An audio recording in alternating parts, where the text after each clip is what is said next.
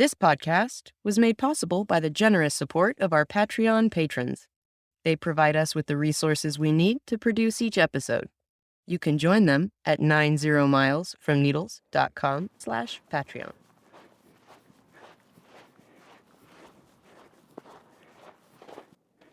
Ahoy there! Oh, look at that. Mylar. We are, by all accounts of what the middle of nowhere means, This is it. Sheep Hole Valley Wilderness. Mylar is everywhere. And desert tortoise confuse it for flowers, and they eat it. And then it gets stuck in their digestive tract, and they slowly die of starvation.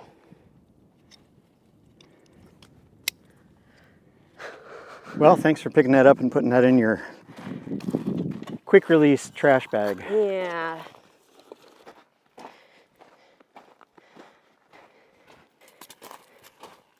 Well, at least we had an adventure. Yes.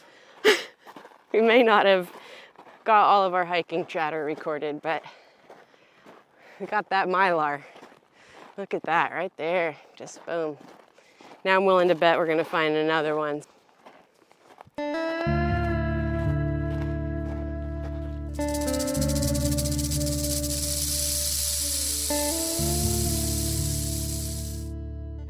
The sun is a giant blowtorch aimed at your face. There ain't no shade nowhere. Let's hope you brought enough water. It's time for 90 Miles from Needles, the Desert Protection Podcast with your hosts Chris Clark and Alicia Pike. Hey, it's Alicia. On today's episode, little things that are big things. There's nothing quite like walking through a desert wash, listening to the phainopeplas chirping back and forth to one another, singing their songs, the crunch of the sand beneath your feet, the smell of the trees aspirating in the air. And if it's after a good storm, there's nothing quite like it. But one thing you don't expect to find when you're in the midst of this awe and glory is a Mylar balloon stuck in a bush or tree. It's a boy, it says. I can only imagine where the rest of these balloons ended up, if this one managed to find me in a crevice in the wonderland of rocks. It's time to dive in and take a peek at all the ins and outs of Mylar. Hello, my friends from 90 Miles from Needles. My name is Michael Vomstead, and I'm a resident of 29 Palms, California. And I have been here for about 18 years. I've spent many hours, both recreationally and leisurely, as well as work-wise, walking around the backcountry of the Mojave Desert. And by far, not even close, the largest litter item I find, away from any kind of developed road or bathroom or campground or anything like that, are balloons. So it's really depressing when you're in the far back country, 4 or 5 miles away from any kind of road, up in the mountains, watching bighorn sheep and tortoise walking around. And lo and behold, multiple times in a day, you'll find these shiny Mylar balloons, usually with the string still attached to them in shrubs. Even though I pick these balloons up and fill up my pockets almost every day, I really feel useless on what we can actually do about it other than pick them up. Mylar, a very specific, non-biodegradable material. Mylar is made of synthetic nylon with a metallic coating and completely 100% non-biodegradable. Pollution is a real issue. As plastics break down, they become microscopic and therefore very difficult to remove from the ocean and beaches and the desert, where we try and clean up. We can't clean it all up. It's just impossible. General consensus is 450 years for plastic to degrade in ideal conditions like water or tropical areas. The bacteria that aids in the decomposition process cannot eat a lot of synthetic plastics, rendering them a permanent addition to our environment and our bodies. Microplastics are readily detected in humans and other living organisms on this planet. In humans, the scientifically studied types of harm documented include cell death and allergic response, and we currently do not understand the long-term effects. Animals easily mistake deflated balloons as food, causing airway and stomach blockages, leading to a slow death by asphyxiation or starvation. Not exactly what you intended with the balloon release, eh? This colorful, festive litter has been harmful to the wildlife, including desert tortoises. Potentially get ingested by animals and just in general litter the landscape. And these ribbons, same thing, it can get tangled up in animals' feet and paws and also their throats, and then they can't eat anymore. The light nature of helium gas allows this environmental hazard to be picked up by our prevailing westerly winds, and eventually it deflates in the desert. All right. Hello. Can you hear us? Yes, I can. It's really great that you're here with us today. Thank you. You're welcome. Can you tell the audience your name and your organization? My name's Christian Daniels, and I started the Desert Balloon Project, which is where I go out in the desert where no one else hikes. So as we go hiking, we'll see wild flowers, and then we'll see balloons. And on my Facebook page, there are a few posts of comparisons of balloons to the natural flowers. We started picking them up in heavy tortoise areas. So the tortoises don't eat the balloons because the tortoises mistake the mylar balloons for flowers and other food sources. Usually it'll get inside their intestines and tangle inside their intestines, and then it's like poison for us, I'd say. It's the desert tortoise's poison. I have seen it, where there'll be times where we'll go hiking and we'll be in heavy tortoise habitat, and me and my dad will see the balloons inside the burrows, so we know the tortoises will drag the mylar balloons into their burrows. So tell us what the goals of your project are. The goals of my project are to bring awareness of why releasing mylar balloons is dangerous for tortoises. So I thought that if I started the organization, I could bring awareness and hopefully we can stop the mylar balloon releases. I read that you're involved in getting some legislation passed to ban balloon releases. Can you tell us a little bit about that? It would outlaw the mass release of mylar balloons. We all know that not everyone's gonna stop releasing balloons, but if we can get that legislation passed, it'll definitely decrease the amount of balloons that end up in the desert and potentially save the desert tortoise's life. Are you going for city or statewide with that? Because I know Chris has heard me talk about wanting to go for the whole country. Forget about the states. Let's just ban them completely. Are you going for state or city or what? Right now, we're going to just do it in Vegas. That way we can start small and then we can expand. And then over time, we'll try to see if Henderson will stop releasing balloons, and then we'll just take it one city at a time. That's where I kind of started off, because with graduation parties and stuff, people will release them. And they'll either go in the desert or they'll go in oceans. Since I live in the desert, I can only take care of the desert. Can you tell us about when you first started to do this project, when you were out hiking, the feelings that you had seeing all these balloons in disparate parts of the desert? When I started, I was overwhelmed. When you go out in the desert, you don't expect to find this many balloons or other garbage out there, and there's a lot out there. We've hiked roughly 800 miles, and we've picked up 3,000 or more balloons. I've lived in Vegas my entire life. We'll just pick a spot on the map, and it's this seems like a good place to see if there's any balloons, and so we'll just drive there, and then we'll go hike straight out in the middle of the desert. So you came up with the hashtag Tide and Inside. Can you tell us about that? The hashtag Tide Inside is to keep balloons inside houses or inside garbage cans, because when you release them, they'll end up in the desert, and they'll end up in the desert, trees, and Joshua trees, sage bushes, and power lines too.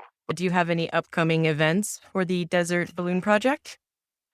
We've planned on starting group hikes, and in the past I have been a part of the Tule Springs National Monument. We went there and I set up a tent and I told people about why releasing mylar balloons is bad for tortoises. In the beginning, we started just to throw them away in our garbage can.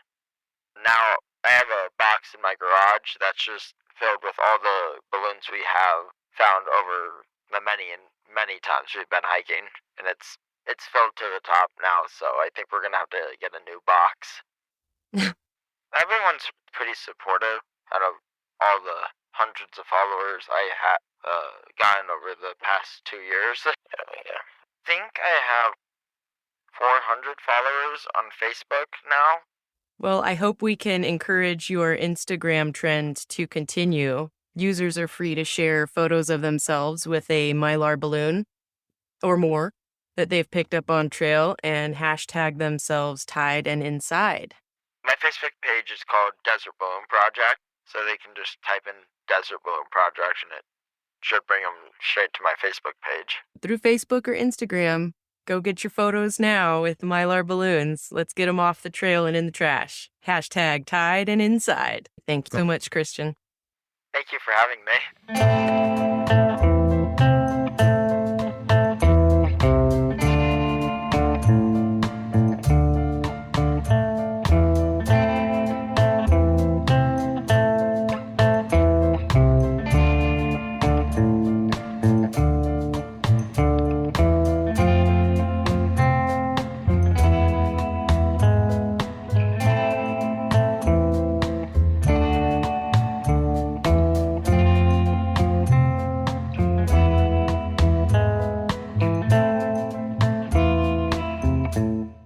Pretty much every time I leave my house, I see mylar balloons, and just driving the dirt road to the main road from my house just a couple of weeks ago, there was literally one floating down the road directly beneath our power lines, I might add.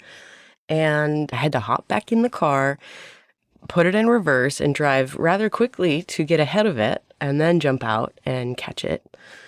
Every time I walk the dogs, I find trash, and mylar, that's at least once or twice a week I'm finding one in a bush. And it's the most devastating thing, whether it's in my neighborhood or whether it's out in the wilderness, is to find a highly degraded mylar balloon.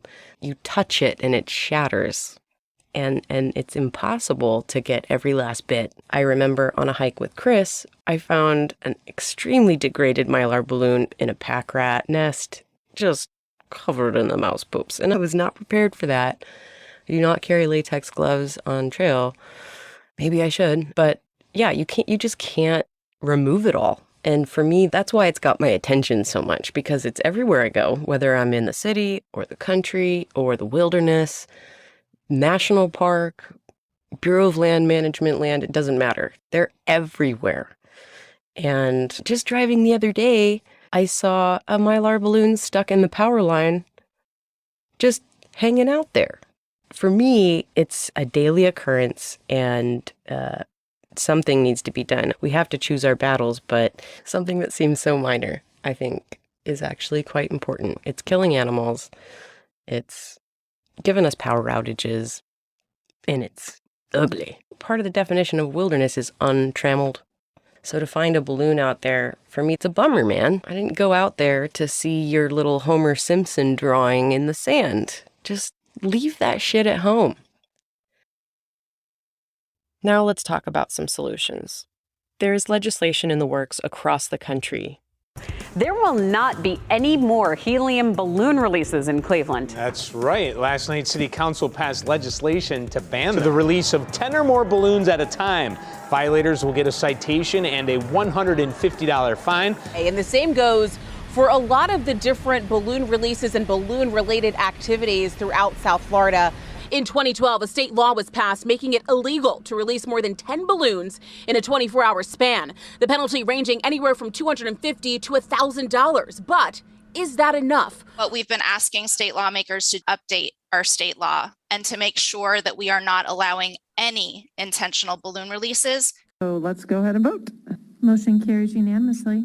With that, Encinitas becomes the first city in the county to ban the sale of helium balloons. State Representative Sam Yingling is a member of the House Energy and Environment Committee. He's sponsoring legislation banning the release of 50 or more balloons. Do it once, get a warning. Do it again, a $500 fine for every 50 balloons. You will get a fine if you violate this bill. Montgomery and Queens Anne's counties, along with Ocean City, already have bans on balloon releases in place. The battle over balloons in New Jersey. All right, on one side, an Atlantic County state senator who wants to ban balloon releases. On the other, a Trenton-based lobbying group called the Balloon Council, saying a ban would create a negative narrative about balloons. The bill would impose a $500 fine on any violations. There's a group called the Coalition Against Releasing Balloons in Ohio who wants this practice to end because it's dangerous for the environment. St. Johns County is the first Florida county to ban the release of balloons and sky lanterns. I'm just so proud of our county and of our commissioners for passing this. This is a really big day for the environment and for wildlife. I welcome your co-sponsorship on a bill that would prohibit the release of balloons. While there's all kinds of litter that can be found on Rhode Island beaches, balloons are potentially the most dangerous. For the second year in a row, State Representative Susan Donovan of Bristol and Portsmouth has introduced legislation which would ban balloon releases. In 1990, California wrote into law a balloon law. That was very well crafted. They thought about who was producing the balloons, the manufacturers, and required them to address a warning symbol on the balloons and a link so you know who the manufacturer was. It goes after retailers and the rules that they have to abide by in order to sell Mylar balloons to the public in an effort to prevent power outages. They have to affix weights to any helium-filled balloons. They cannot have metallic streamers in conjunction with a Mylar balloon that is filled with a lighter-than-air material like helium. And it requires that all ribbons be individually tied with a single knot to that weight so that it's harder to just let them all go. And then it also goes after the consumers, making a simple act of a balloon release a misdemeanor under California law.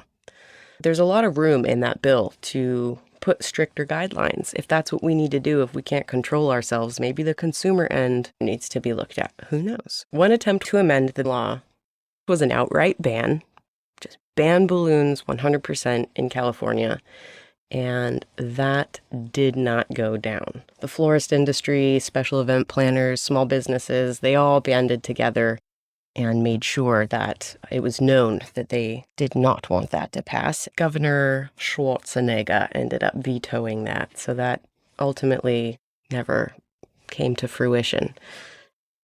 And in 2018, California required that metallic balloons not only include the manufacturer's information, but also a warning that specifically describes to consumers the dangers of allowing a balloon to come in contact with power lines. Compared with some of the aforementioned grim facts, power outages don't seem as big a deal as a negative side effect of balloon releases. But when Mylar hits a power line, it creates a short circuit and can cause not only a power outage, but serious fires that span thousands of acres. Power outages in the desert can be a life or death situation. We personally have lost power on days that were 118 degrees, and it is, at the very least, scary. You have no air conditioning, you have no swamp cooler, you do not want to open that refrigerator too many times because the food is getting warmer every time, and when it's 118 degrees out, your food's going to spoil faster, so you go into absolute conservation mode. But what about people who can't survive without power? It can be a death sentence for elderly or other compromised individuals who require cooler temps or have machines that help them breathe.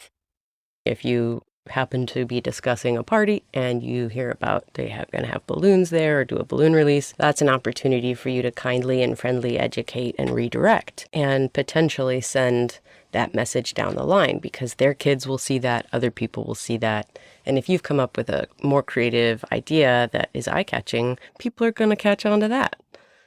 It really does boil down to taking the onus of responsibility to have those tough conversations, sometimes tough, sometimes easy, but it's up to us individually literally on a one-on-one basis to make a revolution come about. I find myself wondering, what is it about ritual and tradition that bonds us so deeply to carrying out specific acts? A lot of these things are tradition that are passed down from generation to generation. We have to ask ourselves if these rituals we've become accustomed to still serve a sensible purpose, or if the ritual itself has become environmentally dangerous. Could my ritual act pollute the earth? Could it start a fire? Could it kill something? These aren't questions that you typically ask yourself. You're not even thinking about this stuff because you're engrossed in the death of your loved one, but with modern rituals like balloon release, we do have to ask ourselves these questions. Just like we practice leave no trace principles when we go backpacking, overnight camping, or for a long hike in a national park. We don't just say to ourselves, I want to go on a hike, I'm just going to go on a hike. We have to take preparatory measures. So, if the answer is yes to any of those questions, you probably shouldn't do it. We haven't been doing balloon releases for all that long, but the consequences have always been the same. And if anything, they're more evident now. At the bottom line, it is littering. And worse, it can cause slow death, power outages, and fires. We cover a lot of topics that are hard and heavy and require a large group effort and a big fight to protect, to save, to steward. But this is something that we can address on a day-to-day basis, no matter where you live. Inspiring change in yourself starts with just the smallest action, and collecting Mylar balloons that you find that are littered is one small way that we can give back and steward this earth. This is something we can incorporate in our lives. We can have conversations with people to educate them.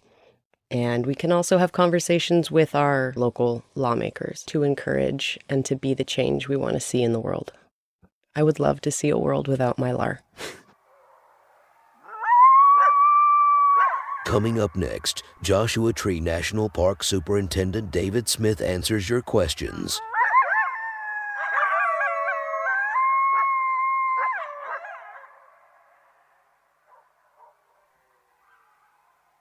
Hello, I'm Petey Mesquite, host of Grow We Native from KXCI Tucson. Each week since 1992, I've been sharing stories, poems, and songs about flora, fauna, family, and the glory of living in the borderlands of southern Arizona. Recent episodes of Grow We Native are available at kxci.org, Apple Podcasts, and PRX. The desert is beautiful, my friends. Yeah, it is. You're listening to 90 Miles from Needles, the Desert Protection Podcast. The most dangerous sound in the desert is your friend saying, hold my beer.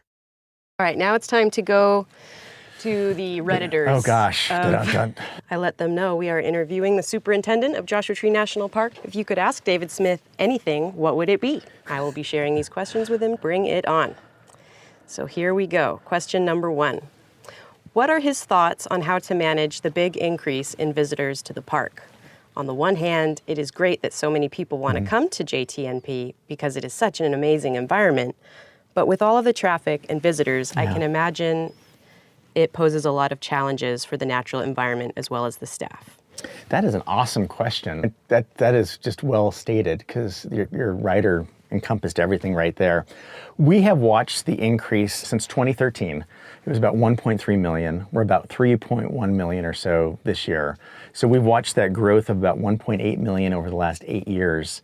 And at first we didn't really recognize what was happening because we're bureaucratic, slow thinking, not always terribly bright. But after about 2 years, like something has changed here. People really want to be out in the desert.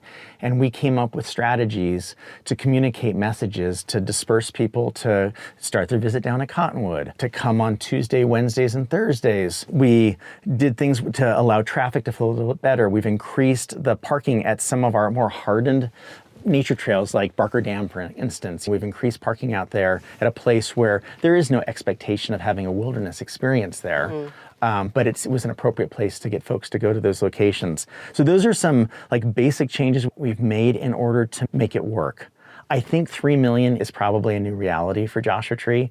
We're not seeing the exponential growth that we saw in previous years now. It seems to be tapering off for a while. I think the excitement of Instagramming yourself in front of a Joshua Tree is dying off as well. But I think 3 million is the new reality. And so the infrastructure that we have inside the park has to reflect that new reality.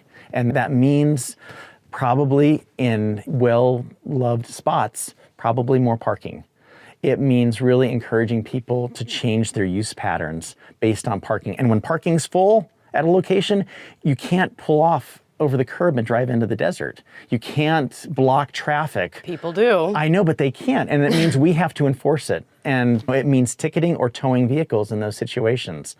And it's amazing what a little bit of red curbing can do and what signs that say $180 ticket can do. I've seen a change in behavior based on that. I think what we're going to try to do right now is accept this as a new reality, see if these infrastructure changes that we've made are working so that you can still have a good experience. And the last thing I want you to do is come to the park and say, oh my God, this is like Disneyland on a really bad day. I waited in line 2.5 hours to get on this in. ride, and I'm just so frustrated. West entrance, the construction there will begin in hopefully October is what we're looking at right now, as soon as that bid goes out.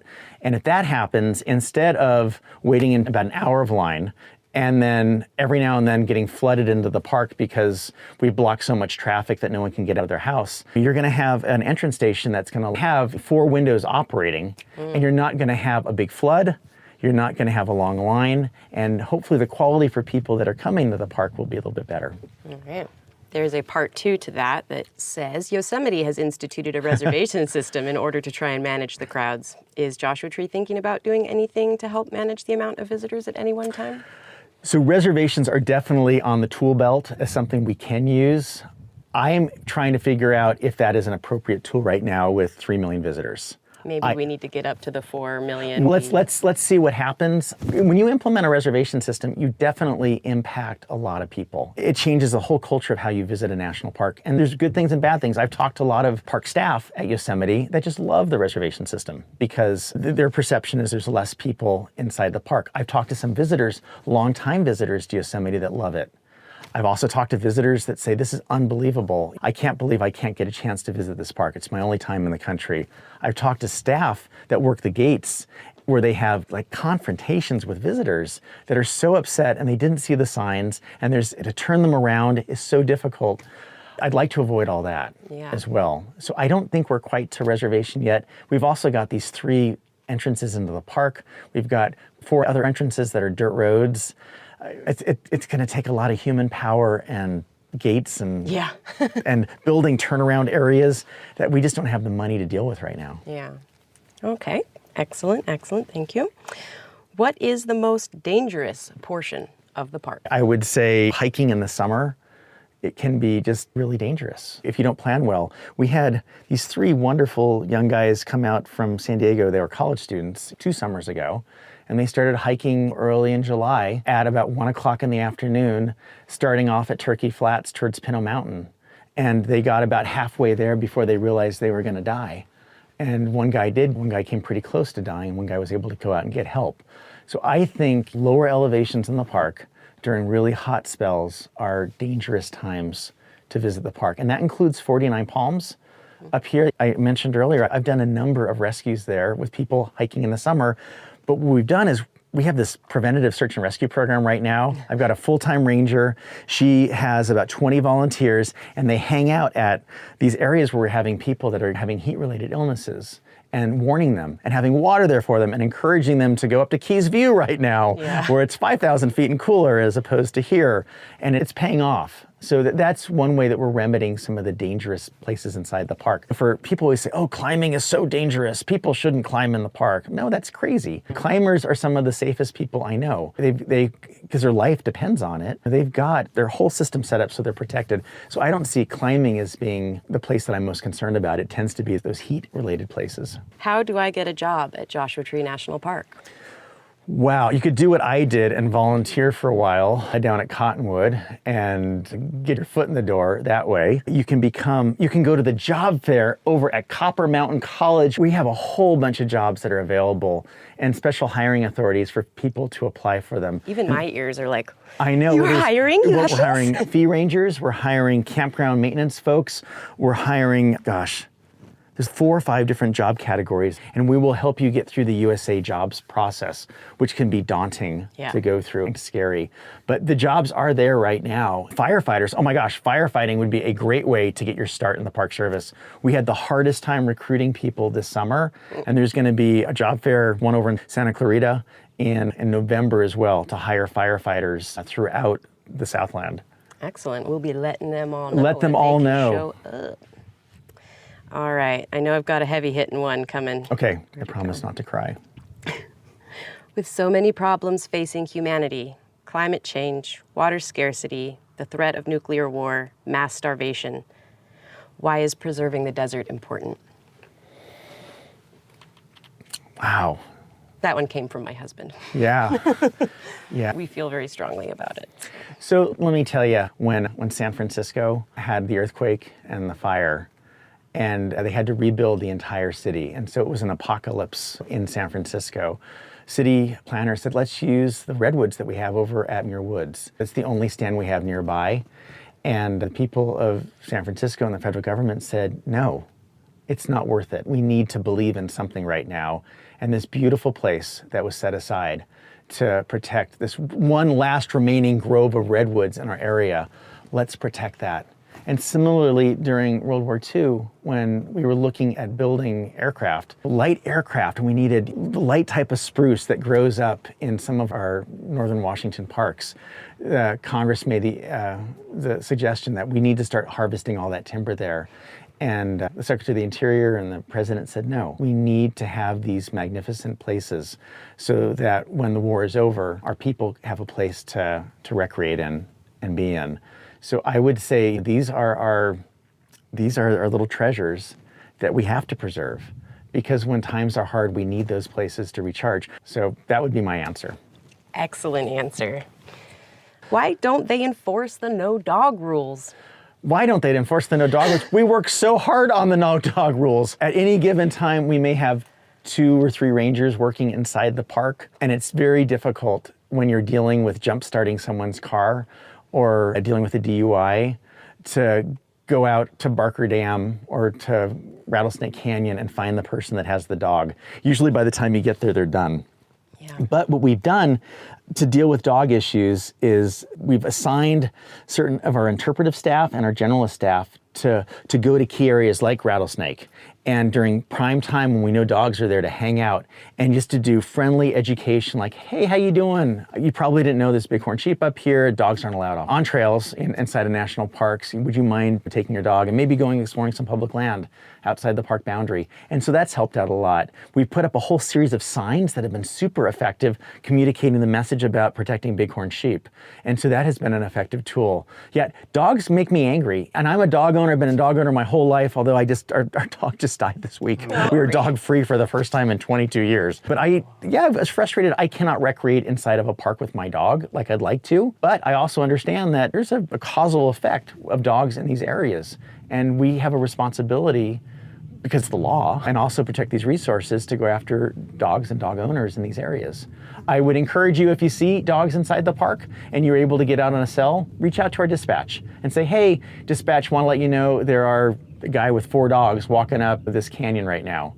And if we do have a ranger in the area, she's going to show up here and she's going to have a great opportunity to educate that visitor, whether it's through conversation or through a visit to the magistrate. Good to know that there's a resource number that someone can call. Yes. This one's really shitty, but I'm going to ask it anyway. I'd love to know why it's acceptable to ask the public who pay an entrance fee to volunteer to clean bathrooms and trash bins in the park on holidays, because there's not enough funding for staff that deserves to be well paid for their hard work and dedication. Wow, that's a really good question. Because you own this national park. And as a U.S. citizen, you have a responsibility for taking care of it. So we pay taxes, we pay user fees, just like with your house. You pay your taxes, you pay your mortgage for that house, but you also have a responsibility to take care of your house. Congress and the president distribute the funds that we have in our tax base to be able to get all the things that we need, our roads, our education, our defense, our parks. There's just not enough right now to go around. And that's why visitors are there. I don't like asking people to pick up things, but when I brought my children up, they knew that we pick up 3 pieces of litter a day. Each one of us does it, regardless of where we are. It's part of our philosophy in life. And we volunteer whenever we have time to help people in our community. Same is true for your national park. And our ranger staff, they work really hard. I'm super, super proud of them. I think our wages are competitive with most other industries that are out there right now. Yeah, folks would always like to have more income, but we're doing a really good job of taking care of our folks. Nice. What can be done to help save the Joshua trees in the park? The very first thing you can do is trying to reduce your carbon footprint as much as possible. And if that means carpooling with someone, if it means not running your air conditioning all day, those are all little steps we can do in our lives. We can go even farther. We can really start looking into photovoltaics for our house and solar and electric cars, or just using your bike all the time, which is tough in the desert. I know it's very tough to do those things, but we are part of the reason Joshua trees are disappearing. All of us have a stake, especially in a country like the United States, where we have a very high standard of living. And we also have a huge demand on the carbon footprint. It impacts the Joshua trees. So that's one of the things we can do in the coming years. The time will come where we're going to have to look at revegetating Joshua trees at higher elevations inside the park where they used to exist, but they got burned out. That is places where we're going to look for volunteerism to help out as much as possible. But honestly, it is finding a way to reduce or eliminate our carbon footprint on this planet. All right. Excellent answer. I didn't see that one coming. Had my ideas. Top 5 weirdest experiences, please. Peculiar noises, odd sensations, feeling watched or stalked, trees inexplicably damaged, that sort. Yeah. Also, as of yet, any ideas about missing visitors? I have to say, walking down a nature trail, coming across a group of nudists is always top of my list of surreal kind of experiences here at Joshua Tree. So I definitely didn't see that one did coming. did not see that at all. This was just a traumatic experience for me, but I was working down a cottonwood and a visitor crashes his car into the side of a hill and it catches on fire, and I'm the only one there to deal with it. So that was just a really traumatic fatality that I will live with for the rest of my life. Wow. Oh, this is a good one. A German visitor had broken his leg. He'd fallen down in Las Palmas Oasis. And I spent the night with him because we couldn't carry him out. It was the middle of the summer. It was hotter than hell. Oh, geez. And in the morning, Riverside County sent their helicopter out. And dropping from the helicopter was this paramedic, and he took off his helmet. And it was our magistrate. It was our judge. And he goes, "Hey, David, how you doing?" I'm like, "What are you doing here?" He goes, "Oh, I volunteer on the weekends with the Riverside County Search and Rescue. I'm here to treat your patients." Wow. So that was a pretty special day seeing that.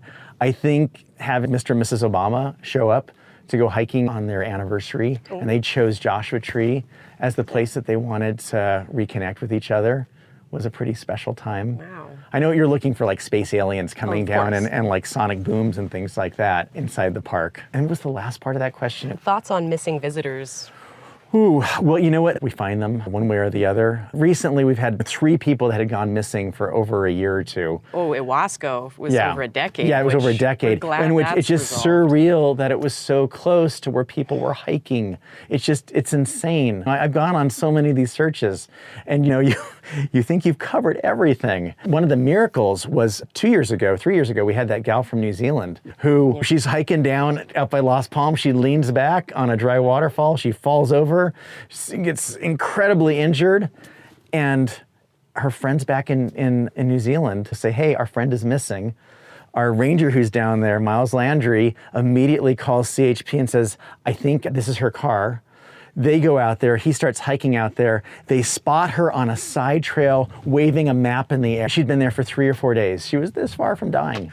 So that was a pretty awesome find. I heard she's written a book. Oh, wonderful. Her experience. I'd love to read it. We should sell it at our bookstore. What are your thoughts about the future of climbing in Joshua Tree, i.e. regulations, developing new routes, including climbers in the decision, safety concerns, access, etc.? We're in the middle we're just about ready to send out the draft of the climbing management plan, which will give us a blueprint for how to manage climbing into the future. Some of the issues that have been coming up have been social trails and their impact on the landscape and everything in the plant communities. It has been the use of wilderness and the proliferation of bolts in wilderness, which those are installations in wilderness. There's a process for allowing permanent installations in wilderness, but we haven't followed it. And as a result, there are thousands of bolts there now. The use of power drills in wilderness as well is a big issue that we're considering. And then there's just kind of new types of recreation that we hadn't thought about before. So highlining and slacklining, bouldering to some degree has really exploded. I don't know if you've seen everyone with their mattresses on their back as they go to these different locations. And if they do it in mass, it has an impact. So there's a lot of reasons why we're doing the climbing management plan right now. I would envision the public will have a lot of say and input on how this is actually going to be finalized.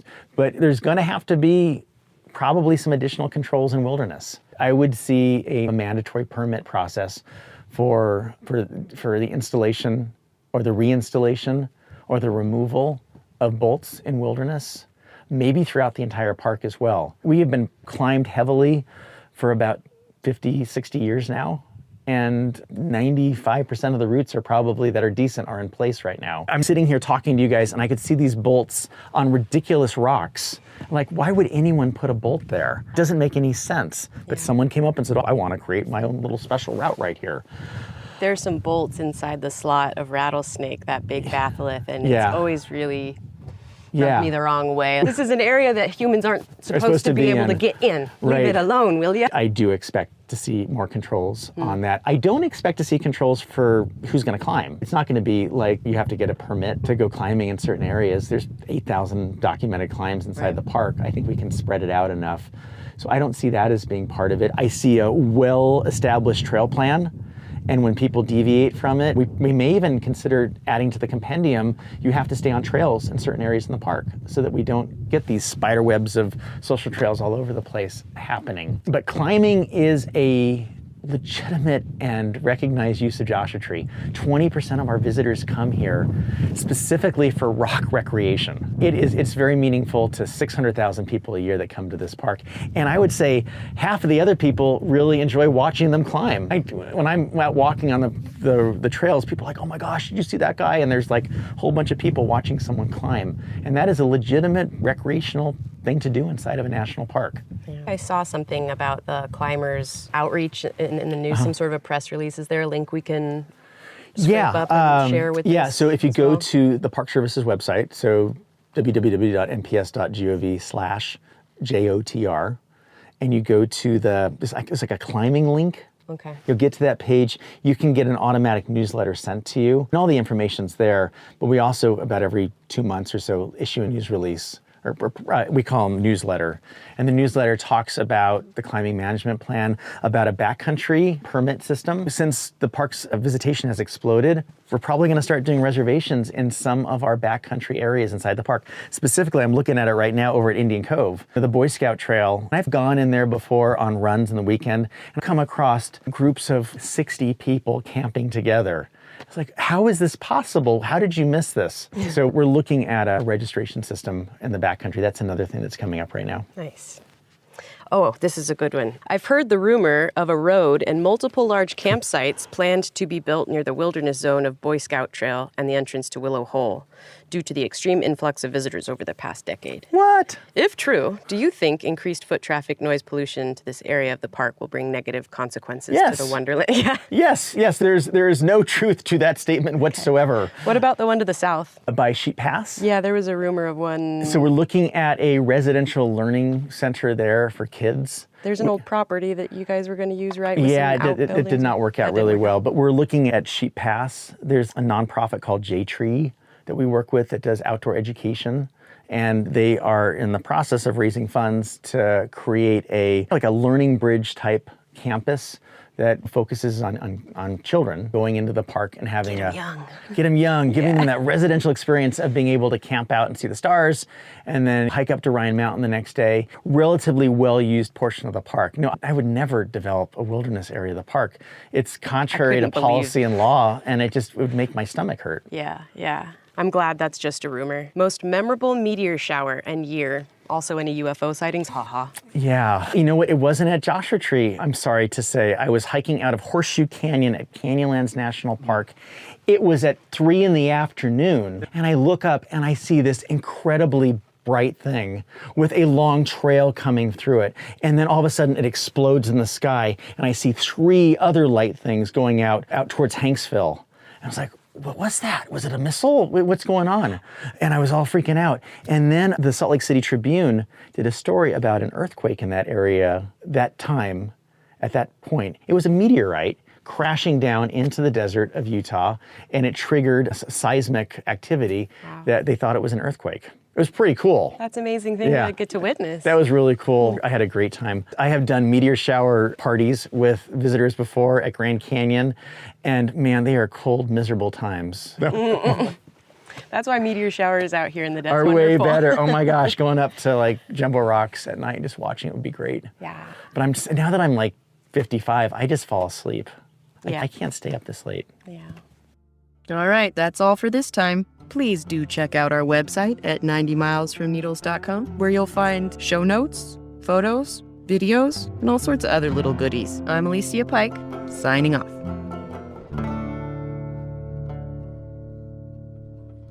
This episode of 90 Miles from Needles was produced by Alicia Pike, editing by Chris Clark, podcast artwork by the estimable Martine Mancha, theme music is by Brightside Studio, other music by Slipstream. Follow us on Twitter or on Instagram at 90mi from Needles, and on Facebook at facebook.com/90 miles from Needles. Listen to us at 90milesfromneedles.com or wherever you get your podcasts. Thank you to David Smith and Christian Daniels for the interviews, and to WKYC Channel 3, WJZ, Fox 5 San Diego, Michigan State Senator Mallory McMorrow, KPBS, and CBS 8 San Diego for their contributions to our fair use sampling. Thanks to our newest Patreon supporters, Leland Means, Coral Clark, David McMullen, and Michael E. Gordon. Support this podcast by visiting us at 90milesfromneedles.com/Patreon and making a monthly pledge of as little as $5, or visit 90milesfromneedles.com/KOFI to make a one-time contribution.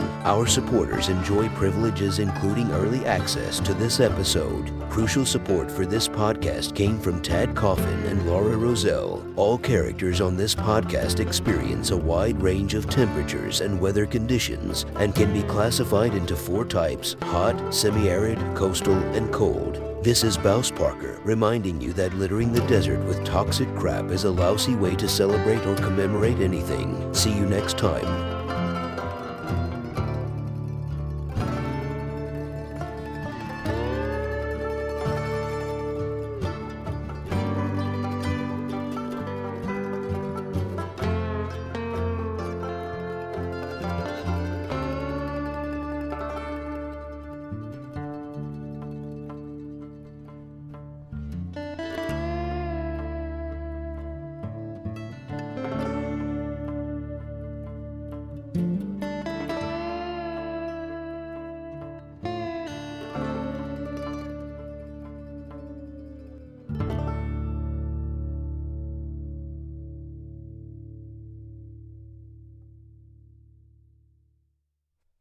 Sit, Hart, sit.